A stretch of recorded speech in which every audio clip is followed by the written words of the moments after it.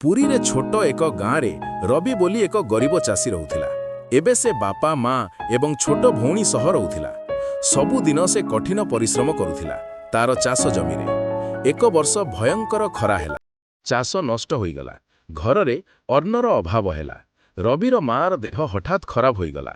ଔଷଧ କିଣିବା ପାଇଁ ବି ଟଙ୍କା ନଥିଲା। ସେ କିଛି ଲୋକଙ୍କୁ ପଇସା ମାଗିଲା, କିନ୍ତୁ କେହି ତାକୁ ପଇସା ଦେବାକୁ ରାଜି ହେଲେ ନାହିଁ। ଏମିତି ବି ତାର ନିଜ ସାଙ୍ଗ ବି ମନା କରିଦେଲା।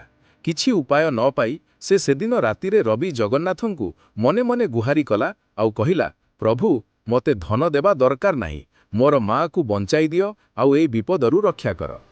ପରଦିନ ରବି ଘର ବାହାରେ ଉଦାସ ମନରେ ବସିଥିଲା। ସେହି ସମୟରେ ଏକ ବୃଦ୍ଧ ବ୍ୟକ୍ତି ଆସିକି ରବିକୁ ପଚାରିଲା, କାହିଁକି ମନ ଦୁଃଖରେ ବସିଛୁ ପିଲା? ରବି ସବୁ କାହାଣୀ କହିଲା। ବୃଦ୍ଧ ବ୍ୟକ୍ତି ରବିକୁ ଦେଖିକି କିଛି ବାଟ ସାଥୀ ହୋଇ ଚାଲିବାକୁ କହିଲେ। କିଛି ବାଟ ଗଲା ପରେ ଏକ ଛୋଟ କପଡ଼ା ଥଳି ଦେଇକି କହିଲା, ଏଇଟା ଘରେ ନେଇକି ଖୋଲିବ। ଏହା କହି ସେ ଚାଲିଗଲା। ରବି ପଛକୁ ଚାହିଁକି ଦେଖିଲା, ଯେମିତି ଅଦୃଶ୍ୟ ହୋଇଗଲେ ସେ ବୃଦ୍ଧ ଜଣକ। ଘରେ ଆସିକି ଥଳି ଖୋଲିଲେ। ଭିତରେ ବହୁତ ଔଷଧ ଏବଂ କିଛି ଟଙ୍କା ଥିଲା। ମା ଧୀରେ ଧୀରେ ସୁସ୍ଥ ହୋଇଗଲେ। ସେହି ଦିନ ପରେ ରବି ବୁଝିପାରିଲା ଯେ ସେ ବୃଦ୍ଧ ବ୍ୟକ୍ତି ଅନ୍ୟ କେହି ନୁହେଁ, ଜଗନ୍ନାଥ ନିଜେ ହିଁ ଥିଲେ।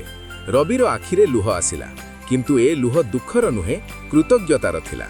ଏହି ଛୋଟ ଚମତ୍କାର ରବିର ଜୀବନ ବଦଳିଦେଲା ଏବଂ ସେ ଶିଖିଲା ଯେ ସଚ୍ଚା ବିଶ୍ୱାସ କେବେ ଖାଲି ଫେରେ ନାହିଁ। ଲାଇକ୍, କମେଣ୍ଟ ଏବଂ ସବସ୍କ୍ରାଇବ୍ କରନ୍ତୁ।